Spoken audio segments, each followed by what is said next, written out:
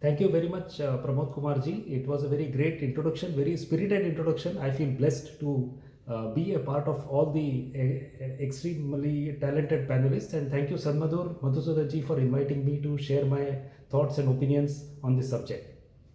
Coming to the question here, HACCP, which is normally called as HACCP, which is the Hazard Analysis and Critical Control Point. This is in very simple terms, it talks about the various risks or the hazards which are associated with the food production. Sorry, it is coming from the farm up to the plate. So whatever at different places, and this is not a small journey, as Mr. Inderjeet Singh has just now said some time back, it has to travel through the aviation sector or the railway sector or whatever. It has to be stored in the warehouses. Then it has to go into the distribution sector, which is the retail or the warehouses, the wholesalers, and then there is a kitchen, and then from the kitchen to the storage of the food in the cooked form, in the raw form. So there are various parameters there, and every process or every phase has got a different critical point at which it can either go good or bad. And this is all put down in the standards format called ISO 22000, which is widely recognized and acknowledged.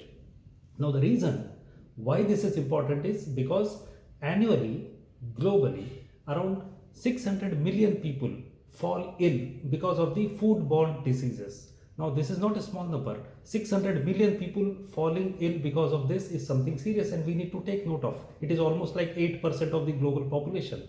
And more worrying is that out of these people, around 480,000, my apologies, sorry, around 480,000 people, they lose their lives because of this thing. So this is definitely something. And the other factor which makes it even more important is the loss of productivity, the loss of lives, and the money that is spent. It's almost estimated that more than $1 billion are spent by way of this foodborne diseases, which is like going to the doctors, loss of the productivity hours, loss of the even the people feeling comfortable with themselves, and the prescription of medicines. This is all unwarranted, so this can be avoided. So this is about the food and the hygiene. Now, coming to the hygiene part of it, it is something very interesting theory that I have, which is called hygiene hypothesis. Now, hygiene hypothesis suggests, contrary to the very popular belief, that the children who are brought up in a very clean and germ-free environment will have very low immunity. Now, this is a problem. This is not we thought of. Now, currently the trend after the COVID has outbroken last year, that we sanitize our hands regularly with the sanitizer. There is a sanitization happening across the places, disinfection activities happening. But the point here is that there is some amount of uncleanliness will boost your immunity. Now, this is something very, I can say, a very radical statement, I can say, but then there are evidences, there are some theories to suggest this. Recently, in Germany, there was an experiment conducted in one of the laboratories where they brought up certain rats, a few rats, in very germ-free environment, a very clean environment they were brought up, and they were compared with the other rats which are uncontrolled way they are moving around here and there, and they found that soon, within few weeks, that the rats which were brought up in a very controlled environment, germ-free environment, had inflammation in their lungs and their digestive system. There were a lot of disorders with that. Now, the reason for this is that all of us, all the living beings, including humans, we have something called an autoimmune system, which always fights with the germs and the bacteria which try to attack our body. So this autoimmune system needs to be active, needs to be always practicing the thing. So if there are no germs, if there are no bacteria around, then the system will have nothing to fight, so it starts fighting the body itself, and this will weaken the immunity system. Now, this can be corroborated further by telling that, see, I just want to give one more example. In the audience, whoever is born in the 70s and before, I am from 60s, so definitely I can say that all of us, we have walked to the school for maybe 1 or 2 kilometers or 3 kilometers, or even some of us more. Today, even for half a kilometer, there is a bus or an auto coming near our doorstep, it goes up to the school. We played in the sun, we played in the rain, we played in dust, we played in sand, we fell down, we had wounds. But today's children are comparatively much lesser. So they are actually having lesser immunity than all of us are having at that stage, at that time. Now, coming to the more important statistics, and then I will conclude my answering my question here about the hygiene and the immunity. That's a very weird and a very strange relation. Now, in India, I mean, of course, I am an Indian and I am a proud Indian, we can say, but our hygiene standards are ordinary. They are not the best of the best. But somehow, there is one study conducted by CSIR, Council of Scientific and Industrial Research, which says that this particular fact itself has been responsible for lower deaths in India. Now, let us look at the statistics.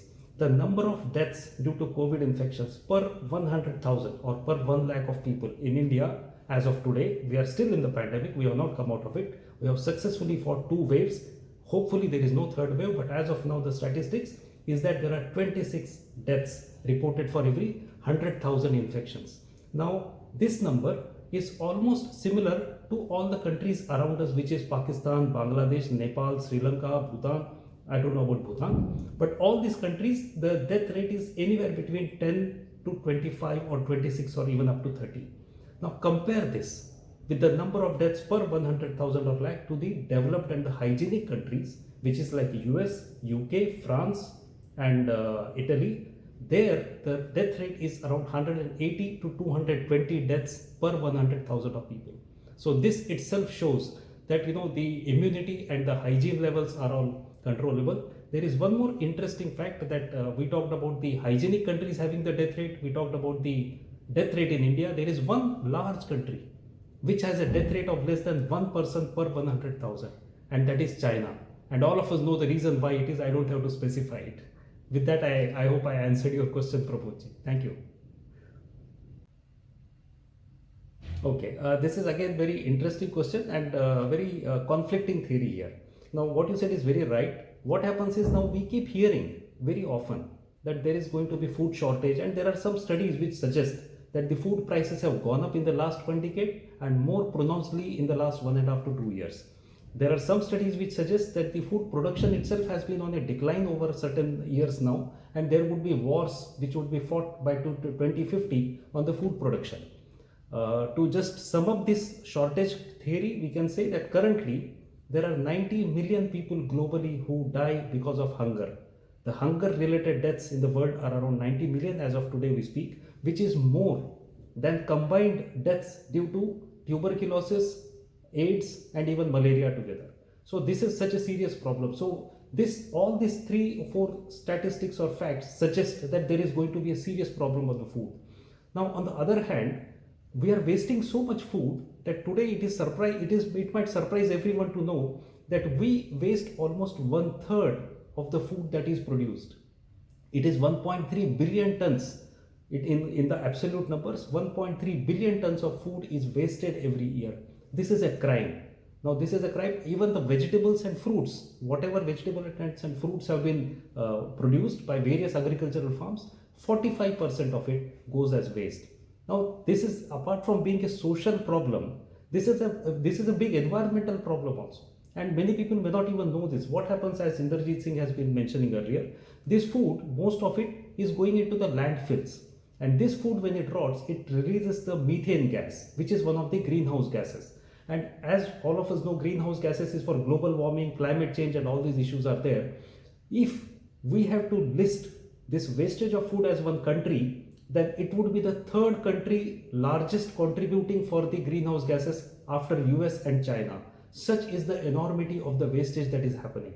And if we talk about only the land that is being cultivated right now, more than the area of complete land of China, the food that is grown on such a big land is being wasted throughout. So where exactly is the problem? On one side we say this, at the other side this. So definitely this is not a logistics problem. This is not a supply and demand problem as many economists would tend to feel. Because normally economics says not supply and demand, but this is not said. This is about the production, planning and distribution issue. Because the food industry itself has been commercialized. People are treating food industry only for making profits. And what they do, they manufacture the food in bulk. And they offer it to only those people who are having capacity, the economic capacity to purchase and to choose. And as a result, there is a bulk or a excessive food available for the people who can afford it, and the people who do not have it, they are really deprived of it. So what is the remedial solution for this? There has to be a solution. It is not like wealth. For example, there are many statistics which say the entire wealth, the global wealth, what 3% are having 50% of wealth and all these things. But this cannot happen with the food.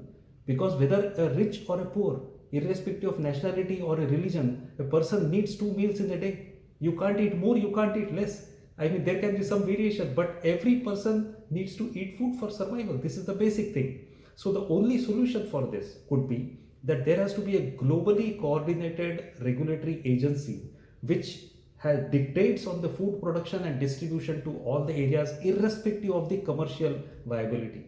And that is, I know it is a very noble thought, which is very ideal thought. It may or may not happen, but sometimes the circumstances may force it to happen on some day. But that probably will reduce this disparity of the food being excessive at some place and shortage in other, and deaths because of the hunger. So that is a very far thought, but moves can be made, and I am sure the awakening and enlightening can happen through seminars and such conferences and workshops and the meetings like this, where the awareness spreads and some action happens through this. So even if one small step has been happened by this, or if one mind is triggered by this, then we can say that this is successful in this. Thank you. I think I answered.